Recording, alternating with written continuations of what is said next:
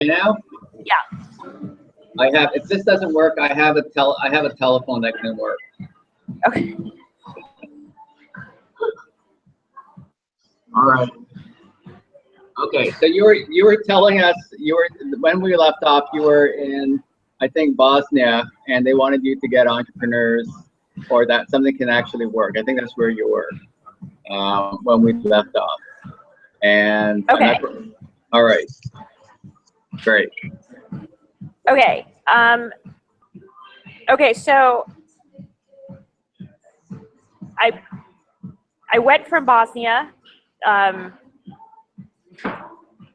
Okay. So I realized that entrepreneurship was the answer. I hadn't really understood what entrepreneurship was. I was a policy person. You know what? Actually, maybe it's better if we do a Q&A because now I'm completely thrown off. Sorry. You're well. Tell us what your Q&A. If you wanted to, can you just tell us a little bit about the 7 entrepreneurs that you actually had, and what were, let's say, 1 or 2 major points that you learned from each of these entrepreneurs? Sure. So the book starts out in Turkey, where my parents are immigrants from, and it starts out with a story that I don't know if you heard the story about me going out to Kars. No, we haven't heard the story. Okay. Okay. So I go out to Kars. I had read a book by Orhan Pamuk, which is Turkey's Nobel laureate. He wrote a book called Snow, and he set it out in Kars, which is an eastern city in eastern Anatolia on the border with Armenia. And it's a very underdeveloped city. So despite the fact that Turkey is in the G20 and it's got this powerful economy and Istanbul is a huge commercial center, Kars is what I describe as a forgotten place. And I went out to Kars on a literary tour, essentially, because I was inspired by this book. And what I found was the hotel I was staying in had Wi-Fi. And I was really surprised that they had Wi-Fi, but I was even more surprised that the Wi-Fi was made by a Turkish entrepreneur that I knew, Bülent Çelebi, and his company Airties. And Bülent had been born in Turkey, but immigrated to the United States and grew up in the San Francisco Bay Area. He studied engineering at the University of California at Berkeley, and then stayed in Silicon Valley working as a technology engineer, working on a variety of different companies.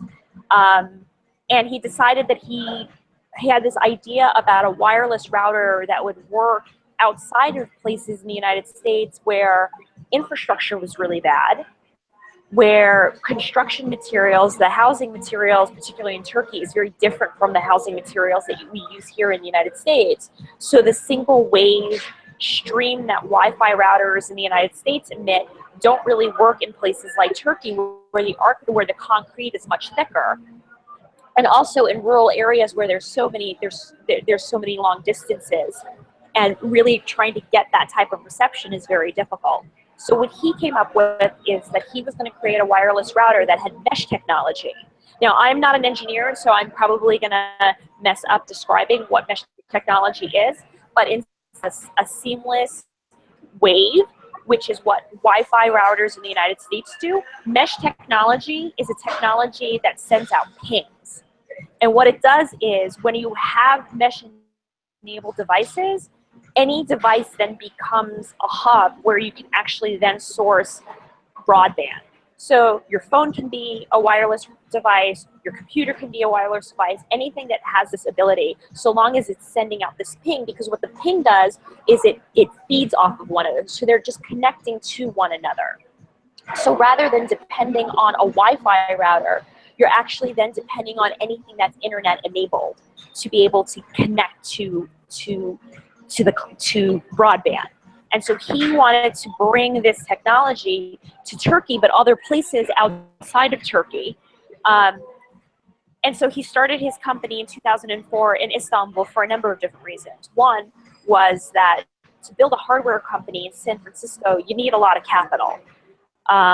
You need a lot of capital because hardware requires actual physically putting something together. So you need to actually manufacture something, and that putting that together requires a lot of money. But the second thing is you have to hire engineers, which in Silicon Valley had become very expensive because cost of living in Silicon Valley is one of the most expensive, one of the highest cost of living around the world. And he wasn't going to be able to do that. He wasn't going to be able to really build on his idea unless he had millions of dollars in investment. So what he decided to do was he raised $300,000 and he moved to Istanbul to start this company because he knew that Turks had a lot of engineering talent on par with the talent that you have in Silicon Valley. But what he quickly realized is that while in Turkey office space was cheap and labor was cheap and cost of living was cheaper and he had access to the best talent, the challenge was that the talent wasn't used to the same culture that you have in Silicon Valley. So while the talent could create the best technologies, they didn't know how to. They were used to having somebody come in and talk to them and tell them about, what to do. They weren't used to this idea of innovating and experimenting and taking a chance and working on your own. And Bülent, for a long time, had struggled to actually get the company off the ground because what he had to do, he told me, and which is what I write in my book, is that he actually had to start focusing in on building a culture and really getting people to change their mindsets about what they could do, what they were capable of doing, and getting them to take initiative, which was something that they weren't used to in Turkey. The education system in Turkey is very much the teacher lectures and the students listen. In the workplace, the boss, which is called the patron, lays out a work plan and he details what to the employees, what needs to be done.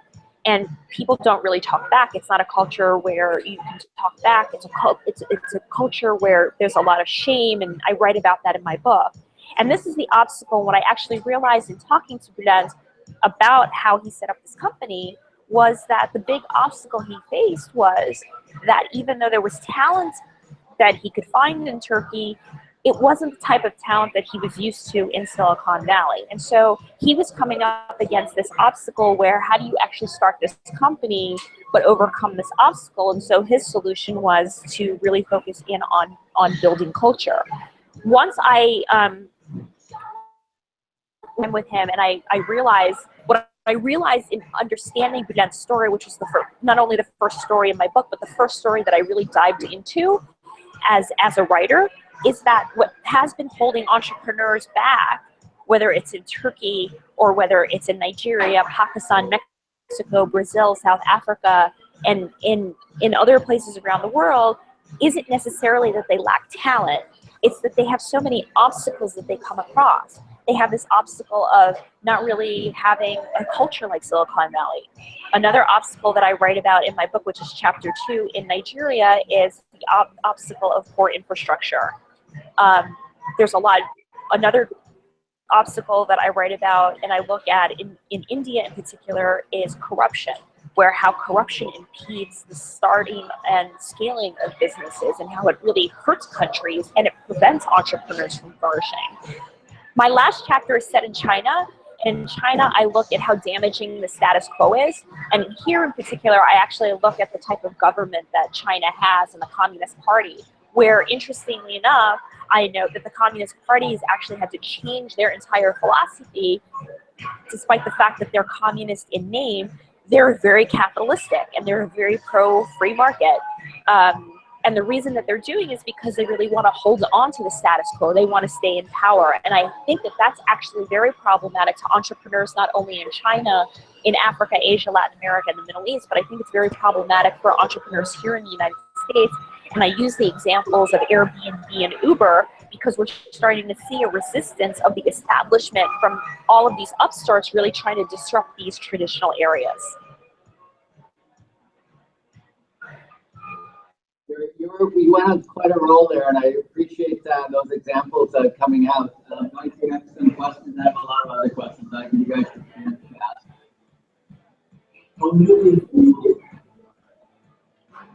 Hi, I'm Vince. I'm one of the entrepreneurs so we can identify with some of those infrastructure problems that you talk about. I can't hear you. Is it muted? Oh, okay. I mean, No, it's not muted. yeah, can you hear me any better? Okay, yeah, that's better. Okay. Right. So I can identify with a lot of what you're speaking about in terms of the infrastructure and the blockage, the obstacles in getting our startups moving quickly. How did these entrepreneurs get past those obstacles um, imposed by government, by the establishment, and even the financial institutions? How did they get that advantage? That's a great question. So thank you so much for that. Well, in the first chapter, I talk about Bülent's story. I essentially say how Bülent solved his problem by building by really focusing in on and trying to build culture within his company. And instead of actually focusing in on technology and innovation, he actually spent a lot of time on human resources and building culture and trying to encourage team building and all of these things. And so that was one way that he overcame that. But when you're looking at other examples like poor infrastructure, corruption, I have a chapter in Russia that's set in Russia, and the obstacle in Russia is weak rule of law and how the courts are. I mean, it's basically Putin is an authoritarian leader, and the justice system is a complete sham. And so I think those are harder challenges to overcome. Like, how do you beat a guy like Putin? And essentially, in that chapter, I say it's very difficult to actually, operate as an entrepreneur in a place like Russia where it is top-down rule and rule of law is very arbitrary and it's in the hands of an authoritarian leader. But the one thing that I think that I've seen in other places, and in the chapter I talk about in India, the entrepreneur Shafi Mather starts a for-profit ambulance company, 1298. And his story is really one that actually made me really realize the importance of entrepreneurs and the need for them to embrace values. And I think that when he started his company, he did so because his mother actually started one night after dinner. He was having dinner with his family. His mother started choking, and he didn't know what to do. No one in his family knew what to do. He picked up the phone to call an ambulance, and there was nobody. There was nobody that answered the phone. And so he had to actually then rush his mother to the hospital. Thankfully, she was okay, but it really frightened him.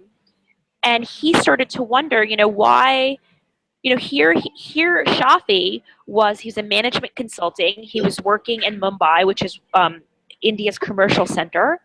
And he was traveling around the world, and everybody was talking about how India had become this great power. And now, India was as important as the United States and China. It was an Asian tiger. There was so much about India that, all world powers were now paying attention to India. And he thought, how could we be a world power when we can't actually deliver basic services like being able, offer service, being able to call an ambulance? And so he decided, along with his friends, to actually go and appeal to the government to ask them to actually do something about this. And they set up meetings in the capital in New Delhi. But, the government people just gave them the runaround, saying, yeah, this is a very important issue. We'll look into it. But nobody did anything and took any action. So several years later, Shafi decided that he was going to take action. Now, he was a management consultant. He studied business here in the United States. He didn't know anything about medicine. He didn't know anything about healthcare. He didn't know anything about emergency response. So what he did was he managed to actually raise money among his friends. And then he went to the London School of Economics, and he worked with the London Ambulance Corps, where he actually spent a year working with the London Ambulance Service to learn about how an ambulance company runs. He came back to India, where he and his friends were ready to set up their for-profit company in Mumbai. They had about 3 ambulances, they had hired staff, they had gotten equipment, and they were going to go off and run this for-profit ambulance company. And the last thing that they needed was a phone number that people could call. And in India, they have a number of phone numbers that they give out to NGOs, so people like like a child abuse hotline, suicide hotlines, and they have special numbers for those. They're toll-free numbers. And so Shafi went to go register for one, and he had been given the runaround for several weeks, which he said he had expected because India has a huge bureaucracy, and there's a reason that it was called the license Raj, because there are lots of layers of government and lots of layers of procedure. And he was fully prepared to actually do this. So he finally gets to the Ministry of Communications in New Delhi. After several weeks, they tell him he has to go to the Ministry of Communications.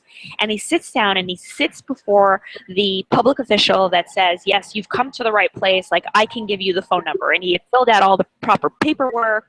And Shafi was so excited. He said, finally, like, I'm going to get the phone number and we can start the ambulance business. And the public official says, how much is it worth to you, this phone number? And so Shafi said, well, I don't understand. And he says, he's essentially asking for a bribe. And he tells Shafi that he would like the equivalent of $4,000 in order to get this phone number. Now, what happens next was really enlightening for both Shafi, but then also for myself, because Shafi said at that moment, he said, I wasn't surprised that the bureaucrat asked me for a bribe. He said, my entire life of dealing with India's bureaucracy, everybody in India would ask for something called chai pani, which is money for tea. So you give a couple of rupees, you give the bureaucrat, $2, $3, and your paperwork goes through, and everybody's happy, you're happy, the bureaucrat's happy, and everything goes swimmingly. He said the problem with chai pani is when India was very poor, you could just give a couple of rupees and that was fine. He said, but now that India has become very wealthy, the bureaucrats want bigger bribes.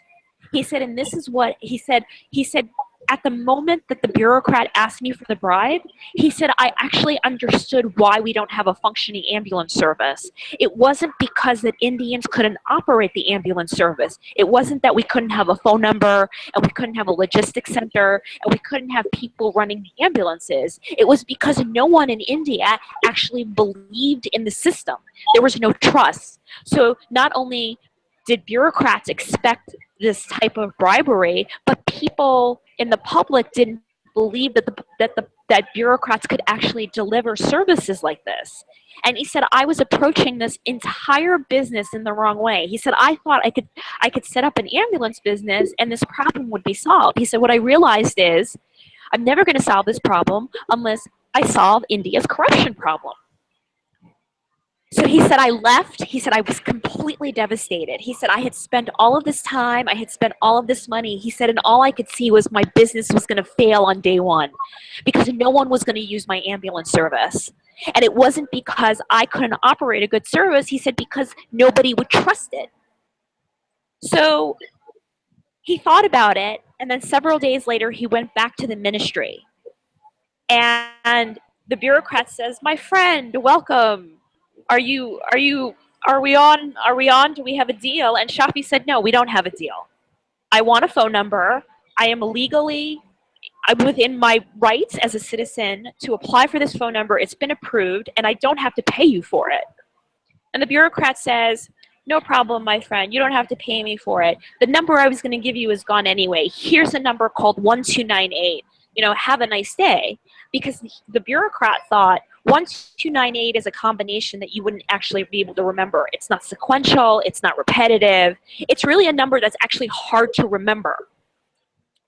So what Shafi did was he said, I took that number and I changed the name of my company. The name of his company initially was Zakita, which is a combination of a Sanskrit word which means health and moving forward. He said, we scrapped that name. We rebranded all of our ambulances and our company's name to be 1298. And he said, instead of actually going out and talking about our ambulance service, he said, I went in and I told people my story. I told people about what happened to me in that bureaucrat's office at the Ministry of Communications. I told people about what was holding our country back was the fact that bureaucrats wanted these type of bribes in order to be able to do their jobs, and there was no trust in the system. And you know what happened? People started using 1298. 1298 went from 3 ambulances to several thousands. It operates in every single state in India. It moved out of Mumbai and it operates all across India, and now it also has franchises in Singapore and in Dubai. And so I think what I took away from that, and what I think Shafi took away from it, was you have to really understand what the root of the problem is. And so Shafi was looking at what the symptom was, and the symptom was there were no functioning ambulances, when actually the root of the problem was there was no trust in India, and corruption was perpetuating this lack of trust. And so what he decided to do was tackle the problem of corruption, and that's when he started to see traction. And now in India, one of the things and one of the reasons that this current government is in power is because Modi campaigned on anti-corruption. He campaigned on this, we're going to make things transparent, and we're going to end this culture of chai pani and bribery, and it really resonated with Indians. And now you're starting to see Indians' entrepreneurship system really move forward. And so I think the lesson that I write about in there is that, I think as an entrepreneur, and I think one of the things that I learned from there is I think entrepreneurs in the United States have it really easy. And so they may be very much more successful than entrepreneurs outside than entrepreneurs in Latin America or Africa or in Asia. But I actually think entrepreneurs in places like India and China, especially in Africa and Latin America, they face real challenges. And the entrepreneurs I've seen there are able to actually really understand what those challenges are and find very innovative solutions to that. And I think that we've lost that perspective here in the United States, where we're not actually able to see what the challenges are and create innovations. Yes, we're great at technology, and we talk about innovation in a way where nobody can rival us, but when you're actually talking about really problem solving, I actually think that award goes to people outside of the US.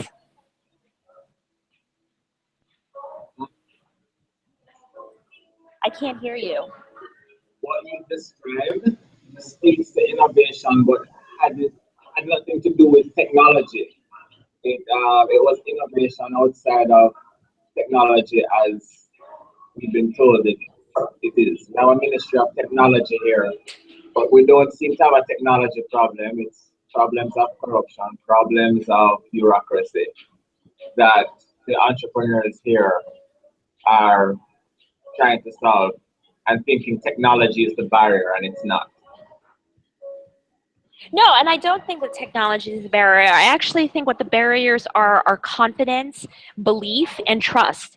And so why I call these entrepreneurs, the subtitle of my book is Extraordinary Entrepreneurs, Unlikely Places, is not because I think that the entrepreneurs in my book have innovative companies, but they're extraordinary because they are willing to take a chance in places where entrepreneurship has not been traditionally seen as something positive. I think in places like Jamaica or Turkey or Nigeria, people have been entrepreneurs in far greater numbers than people here in the United States because they've had to be, right? There are no job opportunities, and so people have had to create their own opportunities, and they've become entrepreneurs by necessity. And I think that there's a lot of negative connotations with being a business person or an entrepreneur or starting your own business in a place like Jamaica, where, there's a lack of capital, there are monopolies, there are people who have a monopoly on the market, and there are all sorts of challenges that you come across. But the entrepreneurs in my book are individuals who are really taking a chance and saying, we're going to knock out these obstacles, and in its place, we're actually going to replace it with trust, with building confidence, and with belief, and getting people to actually follow them and create those numbers. I think what's great about Startup Jamaica, and I'm really excited to be able to talk to you, is that it really does take a community.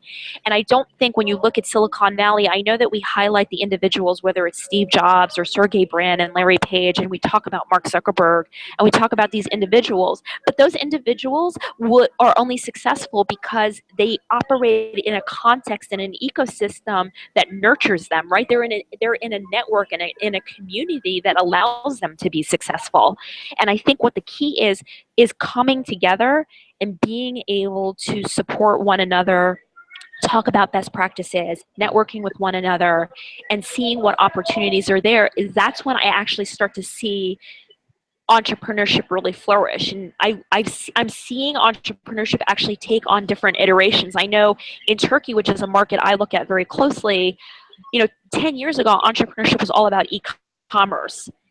And, it was replicating, it was copycatting what was successful in Silicon Valley. But now you have a second generation of Turkish entrepreneurs, and now they're no longer copycatting it. Now they're solving problems and leveraging technology and moving into spaces that they were afraid to do 10 years ago, but they're able to do because they were pioneers like Bülent. Now, Bülent didn't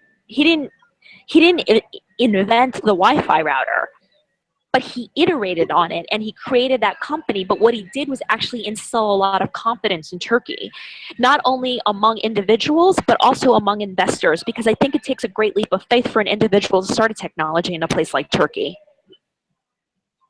Thank you.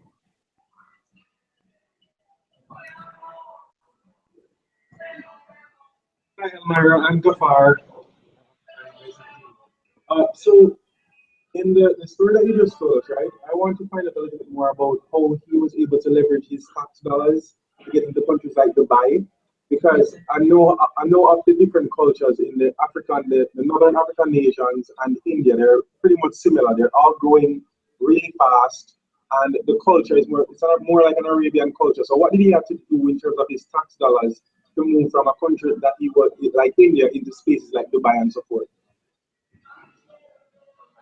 Sure. I think that in Shafi's case, I think Shafi, I mean, he's like the master networker. Oh my God. Like talk about talk about he knows everybody everywhere. But I also think that he went to places that actually want to do a lot of business with India. And so I think the advantage of being an entrepreneur in India is that everybody does want to be in the Indian market. It's 1.2 billion people. It's a huge booming economy. And so, making the connections with either Singapore or Dubai is pretty natural because both of those places are really small. So I think like in a context with Jamaica, and I was telling Mark when I met him in Colombia, I think the key with Jamaica and entrepreneurs in the Caribbean is really coming together as a region and working together to leverage those networks and operating as a kind of a regional block rather than Jamaica operating only as Jamaica, but working with St. Croix and St. Kitts and the other Caribbean nations that you have as neighbors, because I think power is in numbers. And so where you look at where entrepreneurship is really rising, it's rising in mostly highly densely populated countries like Nigeria, in China, in India. And so, these big countries, but the reality is Israel's a small country too. But what Israel leverages is its relationship with the United States. And it really harnesses those relationships, and it's been able to become the startup nation in a place that's really very insecure. There's a lot. It's very volatile to be an entrepreneur in Israel. I mean, with all of the violence that goes on and all of the incidents that happen, and Israel's a very small country. I mean, population-wise, land mass-wise, it's small. Population-wise, it's small. But what I think Israel really has figured out is, if we can leverage these networks that we have within the United States. I was actually talking this morning to an entrepreneur who's based in Colombia, and he does mobile ad technology here in the United States. Now, he's an entrepreneur in Colombia, and I said, well, how did you come to be one of the largest mobile ad companies in the United States? And he said, because I tapped into the Hispanic market. He said, I understand Latinos. I understand what the Hispanic community wants, and it's something different than what a regular white American wants. And so he's able to create campaigns for brands like Pepsi and H&M and all of these different brands, and reaching out to a constituency that he understands and that he can communicate with. And so I think that even though he's this entrepreneur in Colombia and he started out totally small, he said, I really looked at what are my competitive advantages. So he didn't start saying I'm small. He said, what can I leverage? And he leveraged the Hispanic community, which is huge here in the United States.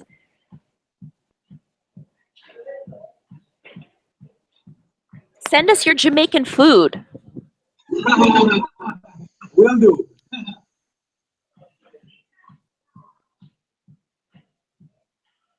Elmira. My name is Denny. Hi. So the question I have for you is, you have mentioned that in the countries that you had featured in your book, that there is a lot of entrepreneurship just out of necessity. So that made me wonder, what made you choose the entrepreneurs that you did to feature in your book? What was it about them that stood out, that made you want to tell their story? That's a great question. Thank you so much. And I think that's going to be the last question because I actually have to run. So since I'm the daughter of immigrants, the one thing that's always just made my blood boil is when parents, because my parents, English is not their native language, and so they speak with an accent. And for a long time, my mother didn't speak any English at all. And I think what infuriates me is that here in the United States, even a place like New York, people just assume that you're not smart if you can't speak English either as an American or if you don't speak English at all. And it would infuriate me because my parents are the two of the smartest people that I know, and they're the loveliest people that I know. And it really bothers me the way that I think white Americans do view whether it's immigrants or people outside of the United States. I think there's this air of superiority among white Americans. And what I didn't want to do was write about the romantic stories that Americans read in the newspapers that make them feel good. Because when you talk about entrepreneurship, whether it's in Africa, Latin America, Asia, or the Middle East, Americans love the story about the microfinance recipient and the women who create the handcrafts because it makes them, oh, look at how lovely that is. It makes them feel so good. And it makes me angry, though, because I know that there are entrepreneurs leading very high, high growth, technology, biotech, energy, like really these cutting edge innovative companies around the world, but we're not talking about them. So like when we see images of Africa, we see images of Africa as a poor country.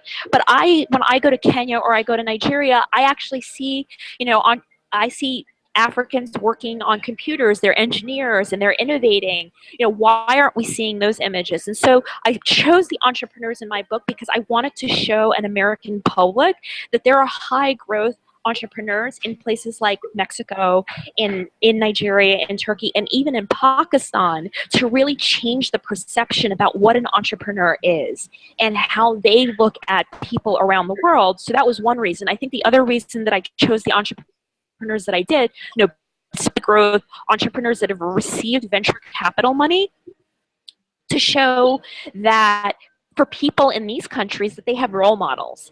And I think that the power of the role model is so profoundly important in places, especially in places like Turkey and Pakistan, which are undergoing, huge security concerns, that the narrative that we see on CNN is not just one narrative, that there is another narrative in these countries, and it's a positive one, that there are individuals that they can look up to, and there's an alternative to violence, and that there is some hope in their countries, and that if they could actually understand that and tap into that, maybe that narrative can expand and more people can be a part of it.